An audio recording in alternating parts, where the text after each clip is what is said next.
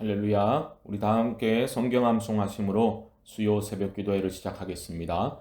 너희는 사도들과 선지자들의 터 위에 세우심을 입은 자라. 그리스도 예수께서 친히 모퉁이 돌이 되셨느니라. 그의 안에서 건물마다 서로 연결하여 주 안에서 성전이 되어가고 너희도 성령 안에서 하나님이 거하실 처소가 되기 위하여 그리스도 예수 안에서 함께 지어져 가느니라. 아멘. 하나님 말씀은 야고보서 3장 13절로 18절의 말씀입니다. 저는 15절로 18절까지 봉독하겠습니다. 이러한 지혜는 위로부터 내려온 것이 아니요 땅 위의 것이요 정욕의 것이요 귀신의 것이니 시기와 다툼이 있는 곳에는 혼란과 모든 악한 일이 있음이라. 오직 위로부터 난 지혜는 첫째 성결하고 다음에 화평하고 관용하고 양순하며 긍휼과 선한 열매가 가득하고 편견과 거짓이 없나니 화평하게 하는 자들은 화평으로 심어 의의 열매를 거두느니라. 아멘. 어느 조직이나 단체와 마찬가지로 교회 공동체도 리더가 중요한 비중을 차지할 수밖에 없습니다. 어제 살펴본 3장 1절에서 선생이 되지 말라라고 권면했던 야고보는 오늘 본문의 시작인 13절에서 대뜸 이렇게 말하고 있습니다. 너희 중에 지혜와 총명이 있는 자가 누구냐? 그는 선행으로 말미암아 지혜의 온유함으로 그 행함을 보일지니라. 아마도 당시 교회 안에서 어떤 이들이 자신들은 지혜와 총명이 있다라고 스스로 주장하면서 지도자가 되려고 했던 것으로 보입니다. 그런 사람들을 향해서 야고보는 너희가 진정으로 참된 지혜와 총명을 소유한 사람이라면 선행으로 말미암아 지혜의 온유함으로 그 행함을 보여봐라 라고 말을 하고 있는 것이죠. 야고보에 따르면 지혜는 두 종류가 있습니다. 땅에서 온 지혜와 위로부터 난 지혜, 즉 하늘의 지혜입니다. 야고보는 참된 지혜와 총명을 소유한 사람이 교회 지도자가 되어야 한다라는 것을 강조하고 있는 것입니다. 여기서 중요한 점은 과연 그 사람이 참된 지혜와 총명을 소유한 사람인지 어떻게 우리가 분별할 수 있는가, 어떻게 알 수 있는가, 그것이 중요한 문제이겠죠. 어떻게 알 수 있겠습니까? 먼저 위로부터 난 지혜와는 달리 땅에서 나온 지혜의 특성을 한번 보고자 합니다. 14절을 보십시오. 그러나 너희 마음속에 독한 시기와 다툼이 있으면 자랑하지 말라. 진리를 거슬러 거짓말하지 말라. 땅에서 나온 지혜는 그 마음속에 시기와 다툼으로 가득 채워져 있습니다. 왜 그렇겠습니까? 바로 자기로 가득 차 있기 때문입니다. 땅에서 나온 지혜는 자기 중심적인 지혜입니다. 이런 지혜를 소유한 사람의 특성은 모든 일을 자기 중심적으로 판단하고 선택하고 행동합니다. 자기 이익이 가장 중요한 것이지요. 그게 결국은 세상이 추구하는 지혜 아닙니까? 자기 권리를 지키기 위해서는 수단 방법을 가리지 않고 언제든지 싸울 준비가 되어 있는 그런 사람입니다. 내가 위협받고 있다고, 내 권리가 침해당하고 불이익을 당할 것이라고 항상 예민하게 반응할 준비가 되어 있는 그런 사람입니다. 지나치게 자신의 위치나 체면을 의식하는 사람, 자기 존재감이 약해지면 불안해하면서 다른 이들에게 인정받아야 한다는 그러한 강박을 가진 사람, 진리에서 먼 사람입니다. 그런 사람이 이 세상에서 어떤 성공의 자리, 남들이 부러워하는 자리에 있더라도 결국은 땅에서 나온 지혜를 가졌을 뿐이다 라고 야고보는 말하고 있는 겁니다. 야고보는 분명히 말하고 있습니다. 그 어떤 진리를 말하고 옳은 생각을 주장하더라도 그 사람의 언행으로 그 안에 시기와 다툼이 일어나고 공동체 안에서 분열이 일어난다면 그 사람의 지혜는 위로부터 난 지혜가 아니다라는 겁니다.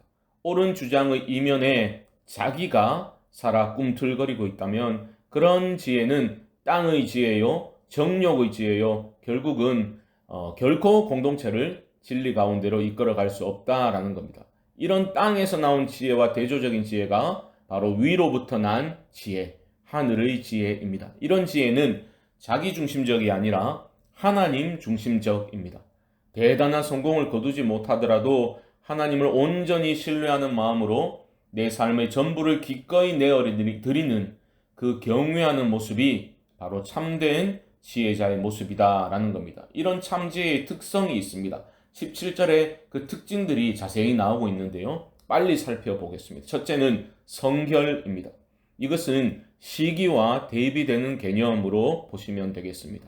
죄가 없는 순수함, 그리고 두 마음을 품지 않는 것을 의미하는 것입니다. 시기가 자기 이익에 대한 병적인 관심을 가지고 자기에게 집착하는 것이라면, 성결은 반대로 두 마음을 품지 않고 자기에게 집착하지 않고 하나님께 온전히 붙어있는 상태를 의미하는 겁니다. 그러므로 성결한 사람은 다툼이 아니라 무엇을 이룹니까? 이어지는 화평을 이루게 되는 겁니다. 그리고 화평 다음에 오는 것이 또한 무엇입니까? 관용이지요. 다 연결이 되는 거예요. 다른 사람을 관대하게 대하면서 용납해 주는 것이 관용입니다. 기준이 없다는 뜻이 아닙니다. 오해하지 마십시오. 하지만 생각해 보십시오. 진리를 외치고 옳은 생각이라고 주장하면서도 그 진리 주장 때문에 교회가 분열되고 시기와 다툼이 끊이지 않는다면 과연 우리는 무엇을 위해 싸우고 있는 겁니다. 그때 오히려 자기 입장만 주장할 것이 아니라 상대방을 존중하고 기꺼이 들어주려고 하는 태도, 경청하려는 사람들이 일어나게 된다면 분열을 막고 평화를 지킬 수 있는 것 아니겠습니까? 그것이 바로 양순입니다. 양순은 영어로는 submissive, 복종하는 이라는 의미인데요. 기꺼이 상대방의 뜻에 따르려는 자세를 뜻하는 것입니다. 그 다음에 따라오는 것이 무엇입니까? 긍휼과 선한 열매가 가득한 모습이 바로 위로부터 난 지혜의 특징이다라는 겁니다. 긍휼은 여러 번 말씀드렸죠. compassion, 함께 아파하는 것입니다. 자기에게 갇혀있는 사람은 다른 이의 아픔을 공감할 수 없지요. 함께 아파한다라는 것은 죄로 인해 나와 너의 연약함을 우리가 다 인정하면서 그렇기 때문에 우리의 약함을 인식하며 용서할 준비가 되어 있는 그런 마음 자세이기도 합니다. 긍휼의 마음이 사라진 곳에는 평화도 사라질 수밖에 없습니다.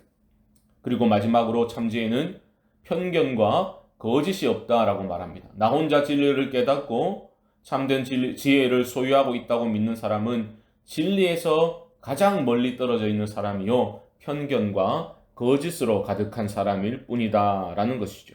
사랑하는 성도 여러분, 우리 모두가 위로부터 난 지혜, 참 지혜를 소유하여 그리스도의 몸된 교회를 참된 평화와 기쁨이 넘쳐나는 샬롬 공동체로 세워나가는 일에 쓰임받는 인생들 되시기를 주님의 이름으로 축복합니다.